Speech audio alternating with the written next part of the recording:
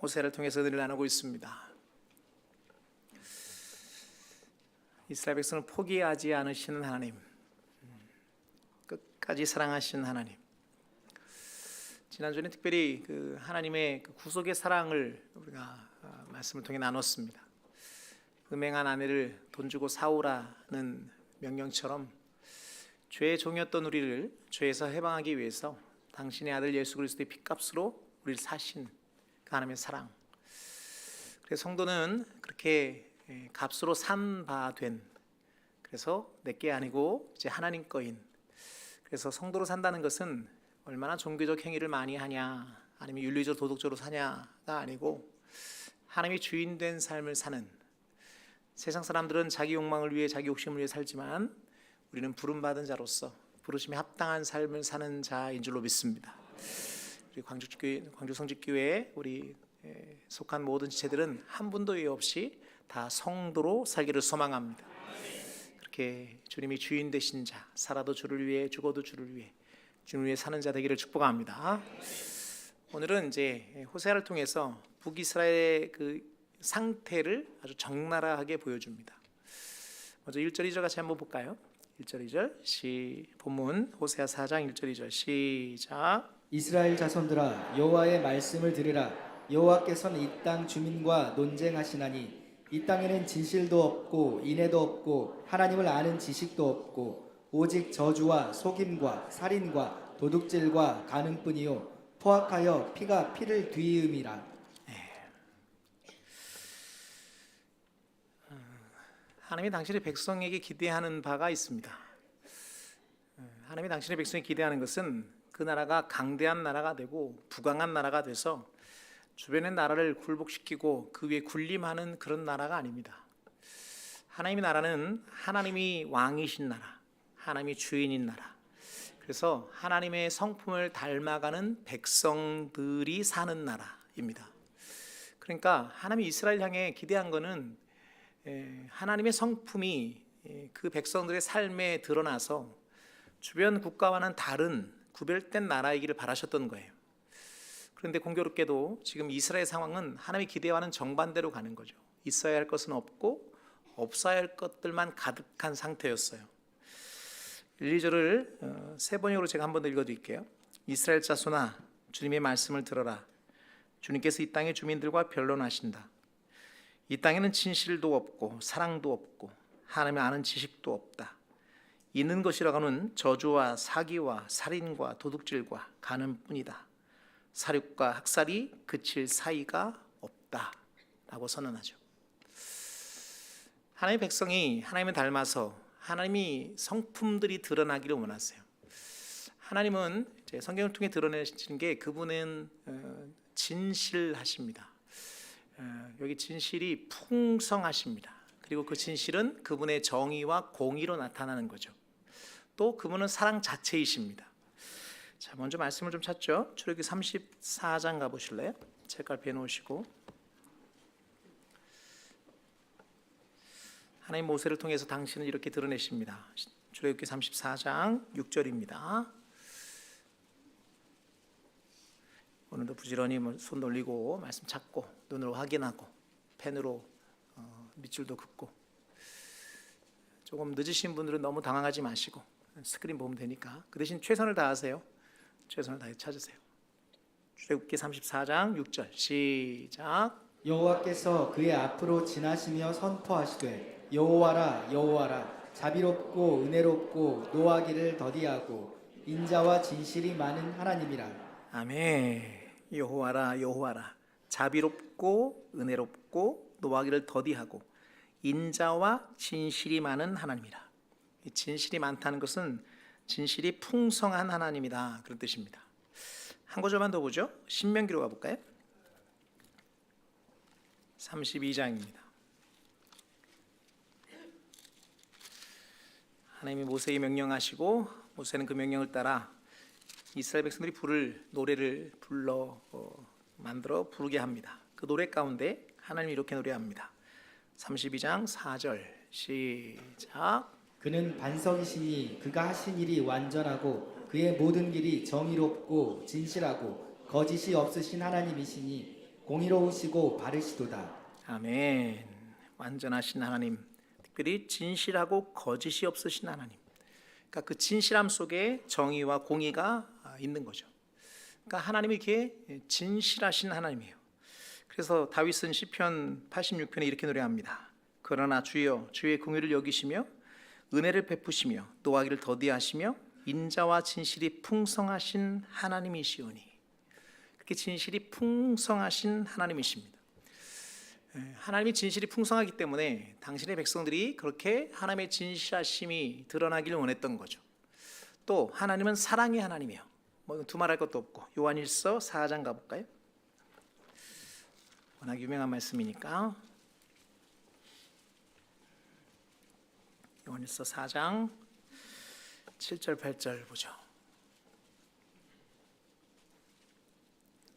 읽겠습니다. 시작. 사랑하는 자들아 우리가 서로 사랑하자. 사랑은 하나님께 속한 것이니 사랑하는 자마다 하나님으로부터 나서 하나님을 알고 사랑하지 아니하는 자는 하나님을 알지 못하나니 이는 하나님은 사랑이심이라. 아멘. 따라합시다. 하나님은 사랑이심이니라.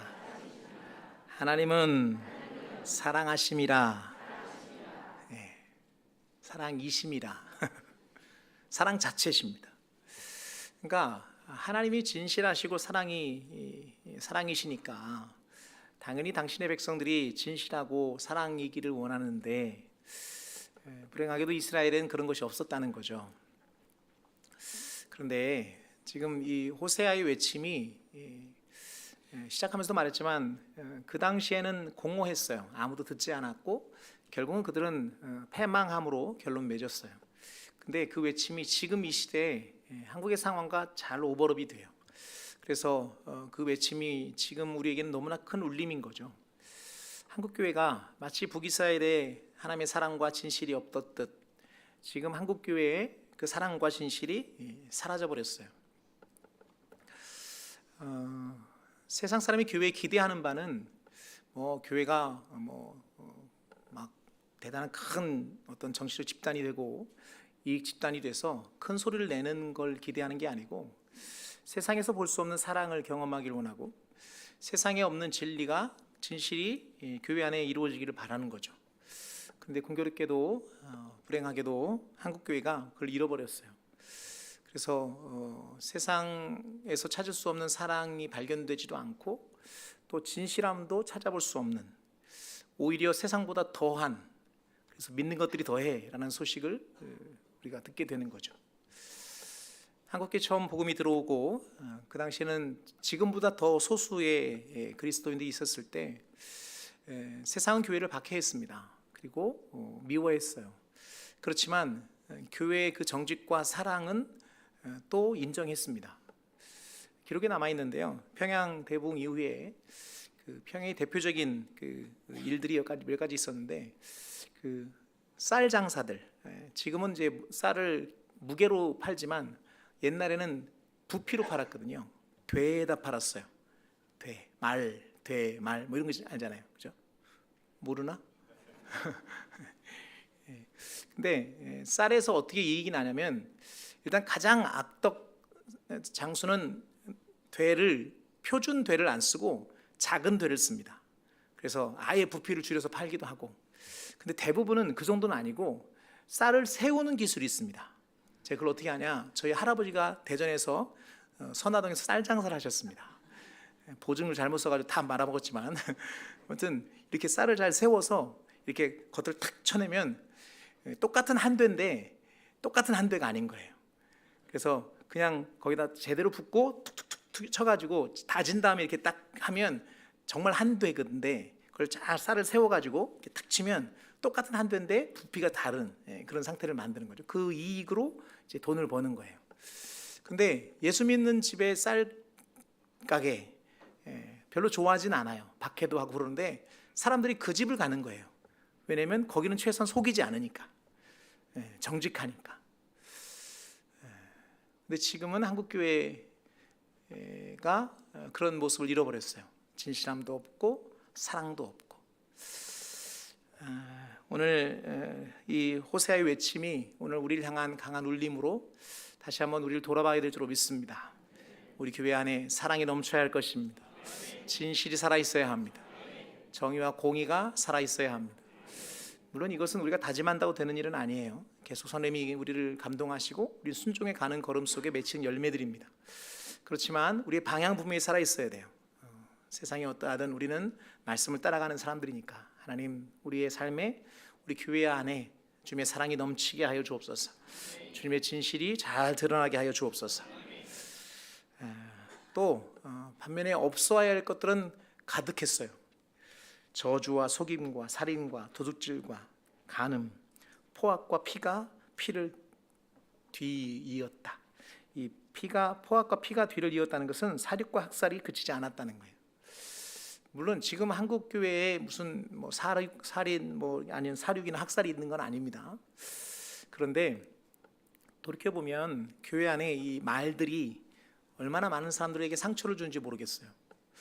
험담하고 또 거짓말하고 이간하고 특별히 막 폐부를 이렇게 아픈 곳을 찌르는 그런 악한 말들이 얼마나 무성한지 몰라요. 모르겠어요. 의도를 가지고 한 건지는 모르겠지만 그 수많은 말들 속에서 또 상처받는 사람이 너무 많습니다. 차라리 그냥 이렇게 베는 상처는 시간 지나면 없어지거든요. 말로 인한 상처는 정말 오래 갑니다. 그리고 그것이 계속 곪고 터지고 해서 계속 어렵게 하죠. 어쩌면 한국 교회도 이런 포악함이, 거짓이, 특별히 이 거짓말, 한동안 제가 이제 우리가 영적인 싸움 가운데 굉장히 애를 많이 쓰고 에너지를 쏟아 싸워야 될 것이 거짓말이라고 했던 것들을 기억하실 겁니다. 거짓은 사단의 속성이거든요. 그런데 이 세상이 거짓을 너무 많이 용납하고 있어요. 심지어 어느 정도의 거짓말은 지혜라고까지 말하는 시대를 살고 있습니다. 그러다 보니까 성도들조차도 이 거짓에 대해서 많이 둔감해져 있어요. 그리고 그냥 그렇게 거짓됨들에 대해서 무뎌져 있죠. 근데 성경은 분명히 말합니다. 거짓에 대해서 아주 단호하십니다. 그도 그럴 것이 거짓은 사단의 속성인데 하나님 속한 우리가 사단의 속성을 그렇게 친밀하게 누리면서 하나님께 속한 자라고 말할 수 없는 거죠. 근데 왜 거짓과의 싸움이 어렵냐면 거짓과 싸우려면 손해보기를 각오해야 돼요. 왜 거짓말하냐면 이익 때문이거든요. 지금 잠깐 눈 감으면, 잠깐 딴말하면 내게 이익이 생기기 때문이에요. 그리고 그것을 이제 사람들은 지혜라고 말하고 그것을 어떤 삶의 방편이라고 말하는데, 그래서 하나님의 뜻이 있기 때문에 거짓과 싸우기 위해서는 손해보기를 각오해야 합니다. 아무도 아멘 안 하잖아. 자, 손해보기를 각오해야 합니다. 그러니까 우리의 삶의 자리에서 이렇게 하나님이 원하지 않는 것들을 자꾸 걷어내는, 그래서 이런 것들은 존재하지 않는, 물론 꿈 같은 얘기지만 아무튼 하나님이 싫어하는 것들은 다 걷어내는 우리가 되었으면 좋겠어요. 그런 의미에서 하나님이 싫어하는 것을 좀 주목해 보면 좋겠는데요. 잠언으로 가볼까요? 잠언 6장입니다.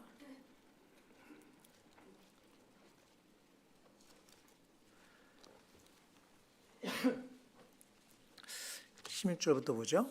시편, 잠언, 전도서 이렇게 되니까 잠언 6장 16절에서 19절까지 하나님이 미워하시는 것, 심지어 싫어하시는 것,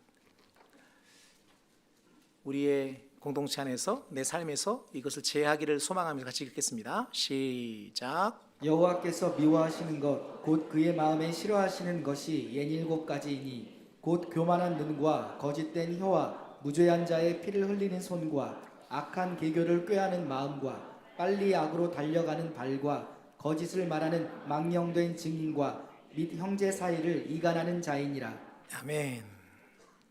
천천히 보죠. 교만한 눈, 말할 것도 없죠. 교만은 패망의 선봉이니까 하나님 교만을 싫어하십니다. 거짓된 혀, 말할 것도 없습니다.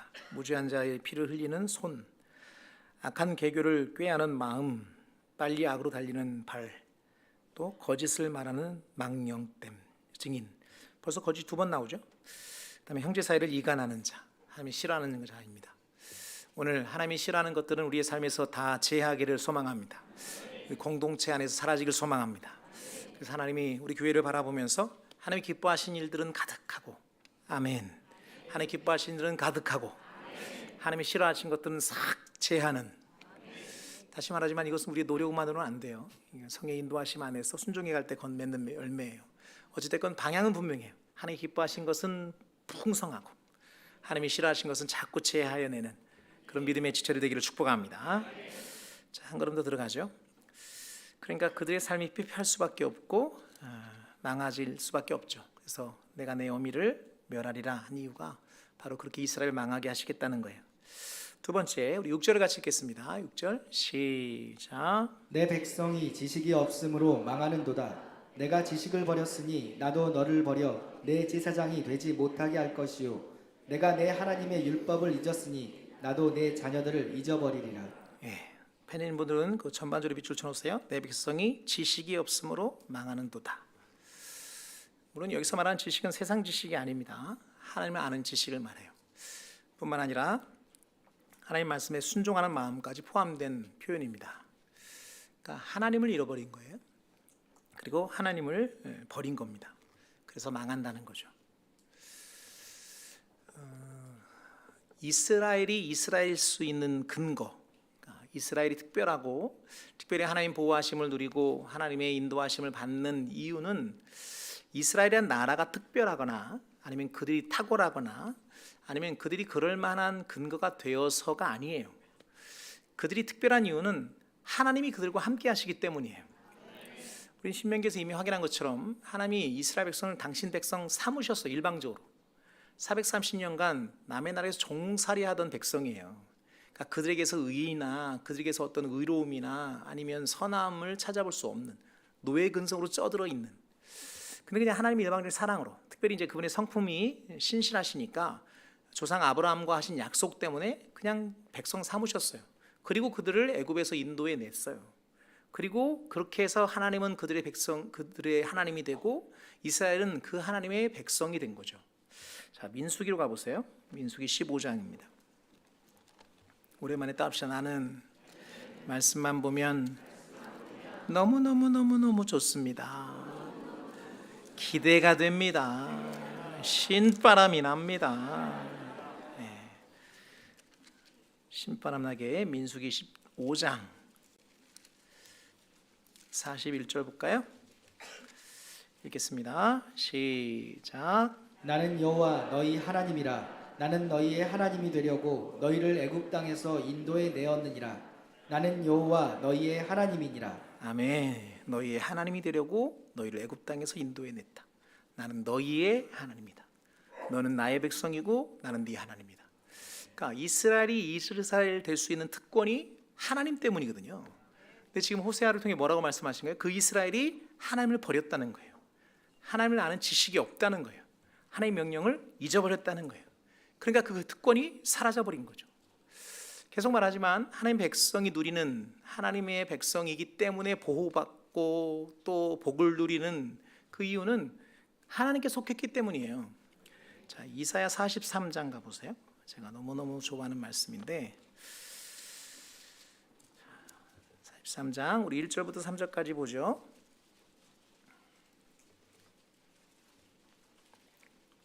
이사야 43장 1절에 3절 읽겠습니다. 시작. 야곱아 너를 창조하신 여호와께서 지금 말씀하시느니라. 이스라엘아 너를 지으신 이가 말씀하시느니라. 너는 두려워하지 말라. 내가 너를 구속하였고 내가 너를 지명하여 불렀나니 너는 내 것이라. 내가 물 가운데로 지날 때 내가 너와 함께 할 것이라. 강을 건널 때 물이 너를 침몰하지 못할 것이며 내가 불 가운데로 지날 때 타지도 아니할 것이요 불꽃이 너를 사르지도 못하리니 대전하는 여호와 내 하나님이요 이스라엘의 거룩한 이요 내 구원자임이라. 내가 애굽을 너의 속량물로 구스와 스바를 너를 대신하여 주었노라. 아멘. 야곱아, 이스라엘아, 내가 너를 지명을 불렀다. 너는 내 거다.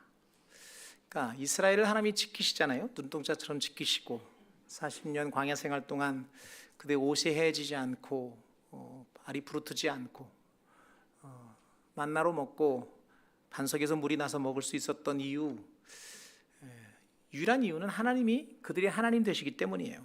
하나님이 그들과 함께하기 때문이에요.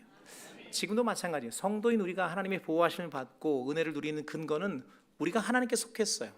어제 우리가 지난주에 확인한 것처럼 하나님이 예수님의 피값으로 우리를 사셨어요. 그분 거 됐어요. 그러니까 당신 거니까 누가 와서 그것을 헤아려 할 때 막으시는 거죠. 물을 지날 때 물이 침몰할 수 없고 불 가운데 지날 때 불꽃이 우리 살을 수 없어요. 왜? 하나님 거니까. 그러니까 이스라엘 백성이 누리는 모든 누림의 특권은 하나님께 속했기 때문이에요. 하나님 백성이기 때문이에요. 지금 우리가 누린 것도 마찬가지예요. 우리가 누린 모든 것도 우리가 하나님의 자녀이기 때문이고 그분께 속했기 때문이에요. 그런데 불행하게도 이스라엘이 그 하나님을 버렸어요. 그 하나님의 말씀을 잊었어요. 그리고 버림받았어요.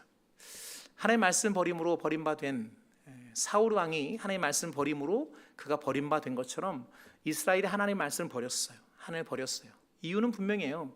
하나님께 속했기 때문에 하나님이 원하시는 삶을 살기 위해 자기를 부인하고 사명의 길을 가야 되는 그 걸음이 싫었던 거예요. 하나님은 당신의 백성이 하나님 뜻대로 살기 원하기 때문에 하나님의 뜻대로 살라고 자꾸 이끄세요. 근데 우상은 그런 게 없어요. 절만 하면, 거기 원하는 제례만 하면 복 준다는 거예요. 그런다고 복을 받냐? 그것도 아닌데 그게 훨씬 더 쉬워요. 그리고 그게 훨씬 더 내가 하기에 편해요. 내게 이익 같아요. 내 욕심과 딱 맞아요. 근데 하나님의 백성은 내 욕심대로 사는 사람들이 아니잖아요. 왜 아멘 안 해요? 내 욕심대로 사는 사람들이 아니잖아요. 부르신 분, 주인 되신 그분이 뜻대로 살아야 되잖아요. 그게 싫어요. 그래서 버렸어요. 근데 그게 버리는 순간 뭐도 사라졌어요? 특권도 사라졌어요. 북이스라엘 상황이 지금 한국의 교회에 이렇게 오버랩 된다고 그랬잖아요. 지금 이제 교회가 교회되고 성도가 성도되는 유일한 근거는 하나님이십니다. 그러니까 북이스라엘이 하나님의 버림으로 망했듯이 만약에 우리가 하나님을 버린다면 교회됨도 상실되고 성도됨도 상실될 거예요. 그걸 버리는 이유 아까도 얘기했지만 이익 때문이거든요. 내가 내 마음대로 살고 싶은 우리의 욕망이 하나님의 뜻, 자신을 부인하고 십자가를 지고 주님을 따라야 되는 그 걸음을 걷기를 거부하는 그 거부감에서 그냥 편한 대로 세상의 흐름을 쫓아가고 시대의 흐름을 쫓아가는 거죠. 그리고 하나님을 버리는 거예요. 근데 그렇게 하나님을 버리는 순간 교회도 교회됨을 잃고 성도도 성도됨을 잃어버리는 거예요. 우리는 어떤 상황에서도 하나님을 붙들어야 될 줄로 믿습니다. 그분 안에 머물러야 될 줄로 믿습니다. 그분의 말씀을 생명처럼 지켜야 될 줄로 믿습니다. 캐나다에 유나이트 처치라고 하는 큰 교단이 있습니다. 지금은 아주 군소교단이 되어버렸는데 한동안 가장 큰 교단이었어요. 캐나다에서. 근데 한 50여 년 사이에 그렇게 큰 교단이 거의 군소교단처럼 되어버린 사건이 있습니다. 실제로 그 캐나다에 가면 웬만한 동네마다 유나이트 처치가 다 있어요. 그리고 지금은 대부분 그런 교회, 한국인 교회가 새 들어서 교회를 삽니다. 근데 새 준 교인 수보다 새 들어간 한국 교회가 훨씬 더 커요. 그래서 나중에는 역전해가지고 그 교회를 한국 교회가 사는 경우들도 아주 잘 일어납니다. 그러니까 누가 그걸 이렇게 인터넷에 보니까 유나이트 처치가 그렇게 망하게 된 것을 분석해 놓은 영상이 있더라고요. 그러니까 그렇게 잘 나가던 교단이 어떻게 하다 이렇게 군소교단이 됐나? 이유는 분명합니다. 그들이 복음을 버렸어요. 하나님을 버렸어요. 그러니까 예수님만이 구원이라고 하나님만이 유일한 하나님이라고 외쳐야 될 교회가 그걸 다 포기하고 세상의 논리를 교회 안에 가지고 들어왔어요. 그래서 그럴 때 그들이 선택은 그랬어요. 우리가 그렇게 진보적인 사상들을 가지고 오면 진보적인 젊은이들이 교회로 들어올 것이다 라고 생각하고 동성애를 인정하고 그 다음에 복음이 선포되어야 될 강단에서 사회 이슈들이 자꾸 선포되는 거죠. 뭐 약자들의 권리를 말하고 환경에 대해서 말하고 그러면서 교회는 점점점 쇠망해지는 거죠. 특별히 동성애를 받아들이고 동성 목회자에게 목사 안수를 하는 순간 거기 거부했던 복음에 신실했던 사람은 대부분 나가고 나갈 때도 그들은 그 경고에 귀 기울이지 않았어요. 그들이 나가면 젊은이들이 몰려올 것이다. 그런데 그 젊은이들은 교회를 향해 가지 않아요. 왜냐하면 그들이 말하는 사회 이슈들, 약자를 살피고 환경을 얘기하고 그런 거는 교회 아니어도 다 들을 수 있는 얘기거든요. 근데 굳이 교회 갈 이유가 없는 거죠. 그러니까 교회는 쇠퇴하고 성도는 다 빠져나가고 오히려 그런 세대의 흐름 가운데 복음을 지키려고 했던 복음주의 교회들은 점점 부흥하고 실제로 제가 거기 밴쿠버에 있을 때 갔던 교회들도 대부분 복음적인 교회였어요. 얼마나 크게 부흥하는지 몰라요. 한국 교회도 마찬가지예요. 그 분석한 분들이 아시아의 교회들은 오히려 부흥했다는데 그냥 대놓고 한국이라고 말은 못하고 아시아의 교회들은 오히려 부흥한다. 복음에 충실했던 그렇게 분석했더라고요. 여러분, 교회가 복음을 거부하는 순간, 교회가 하나님을 잃어버리는 순간 교회됨은 사라집니다. 거기에 더 이상 능력도 없고 의미도 없어요. 만약에 우리에게서 하나님 빠져버린다면 우리는 세상의 수많은 가치에서 그닥 필요 없는 있으나 마나한 존재들이 되고 말아요. 그런데 하나님 우리와 함께 하시는 한 우리는 질그릇일지라도 그 질그릇에 보배가 담겨있는 의미 있는 삶을 사는 줄로 믿습니다. 그래서 내 힘으로는 아무것도 할 수 없는데 내 안에 머무신 하나님의 능력이 내 삶을 이끄시는 강력한 하나님의 사람을 살게 되는 줄로 믿습니다. 그럼 기억해야 합니다. 교회가 교회되고 성도가 성도되는 유일한 길은 하나님을 붙드는 것입니다. 진리 안에 머무는 것입니다. 아무리 세상이 뭐라고 해도 예수 그리스도 외에 다른 길은 없다고 말해야 합니다. 하나님만이 유일한 하나님이라고 말해야 합니다. 이 외침이 세상에서는 거부감이 돼요. 세상은 다 평화를 얘기하잖아요. 다 화평. 왜 천국 가는 길이 예수만 있냐? 뭐 붓다도 있고 마호멧도 있고 뭐 선을 행해도 있고 서울 가는 길이 뭐 많은 길이 있듯이 하나님께 가는 길이 왜 하나밖에 없냐? 왜 너희만 그렇게 고집하고 예수만 구원이라고 말하냐? 이 왼수 같은 인간들아. 그런 분위기거든요. 그러니까 계속해서 우리가 복음을 외치는 한 세상은 우리를 곱지 않게 보게 되고 나중에는 급기야 박해하게 될 거예요. 짜잔. 지금도 늦지 않았어요. 밖에 계시는 분은 지금 빨리 나가면 돼요. 근데 그날이 와도 심지어 예수만이 구원이라고 말하는 것 때문에 내가 박해를 받는 한이 있어도 우리가 붙들어야 될 분은 하나님밖에 없는 줄로 믿습니다. 진리밖에 없는 줄로 믿습니다. 손해를 각오하는 삶, 그 진리 안에 머무는 자, 그게 능력이고 그게 사람다움입니다.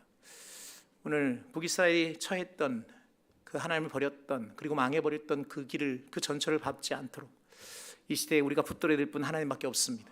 진리의 말씀밖에 없습니다. 그 말씀을 쫓아갈 때 세상으로부터는 외면당할지 모르지만 우리 안에 그 능력을 우리 안에 누림으로 나아가게 될 줄로 믿습니다.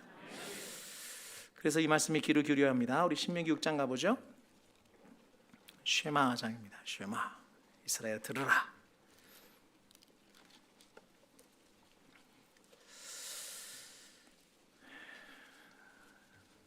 사절부터 9절까지인데 그냥 4절부터 6절까지만 읽겠습니다. 신명기 6장 4절에서 6절입니다. 읽겠습니다. 시작. 이스라엘아 들으라. 우리 하나님 여호와는 오직 유일한 여호와이시니 너는 마음을 다하고 뜻을 다하고 힘을 다하여 내 하나님 여호와를 사랑하라. 오늘 내가 내게 명하는 이 말씀을 너는 마음에 새기고 네, 됐습니다. 부지런히 가르치고 또 강론하고 문에 기록하라. 핵심은 이것입니다. 하나님만이 유일한 하나님이십니다. 그럼 우리는 그 하나님을 다하여 사랑해야 합니다. 마음을 다하고 뜻을 다하고 힘을 다하여 하나님을 사랑해야 합니다. 그 다음 중요한 것은 그 말씀을 마음에 새기는 것입니다. 오늘 이 시대에 포스모던 시대, 절대가치를 부정하는 이 시대 가운데 세상이 어떠하든 사회적 흐름이 어떠하든 우리는 진리를 붙들어야 합니다. 하나님을 붙들어야 합니다. 그 진리 안에 머물러야 합니다. 그 품 안에 거해야 합니다. 그것만이 살 길입니다. 오늘 우리의 그 다짐이 또 그 누림이 우리 안에 가득하기를 주님으로 축복합니다. 한 걸음 더 가죠. 7절 같이 읽겠습니다. 호세아 4장 7절입니다. 읽겠습니다. 시작. 그들은 번성할수록 내게 범죄하니 내가 그들의 영화를 변하여 욕이 되게 하리라. 그들이 번성할수록 내게 범죄하니. 여기 번성한다는 말은 제사장의 수가 늘어난다는 걸 말해요. 제가 세 번역을 읽어드릴게요. 제사장이 많아지면 많아질수록 나에게 짓는 죄도 더 많아지니 내가 그들의 영광을 수치로 바꾸겠다. 역설적이죠. 하나님이 제사장을 세울 때 그들을 거룩하게 구별하셨어요. 그래서 하나님과 백성 사이를 중재하는, 특별히 백성들의 죄를 사할 때 그 죄 사함의 제사를 집례하도록, 그래서 이스라엘 백성 안에 죄가 사라지고 하나님의 백성으로 살도록 하기 위해 그들을 구별하셨거든요. 우리 출애굽기 28장 가보실래요?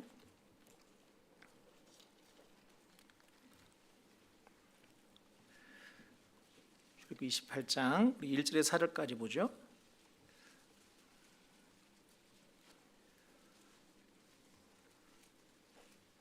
읽겠습니다. 시작. 너는 이스라엘 자손 중 내 형 아론과 그의 아들들 곧 아론과 아론의 아들들 나답과 아비우와 엘르아살과 이다말을 그와 함께 내게로 나아오게 하여 나를 섬기는 제사장 직분을 행하게 하되 내 형 아론을 위하여 거룩한 옷을 지어 영화롭고 아름답게 할지니 너는 무릇 마음에 지혜 있는 모든 자 곧 내가 지혜로운 영으로 채운 자들에게 말하여 아론의 옷을 지어 그를 거룩하게 하여 내게 제사장 직분을 행하게 하라.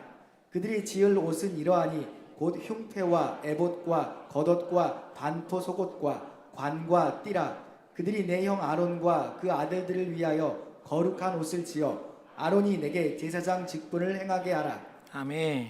그들을 거룩하게 하여 내게 제사장 직분을 행하게 하라.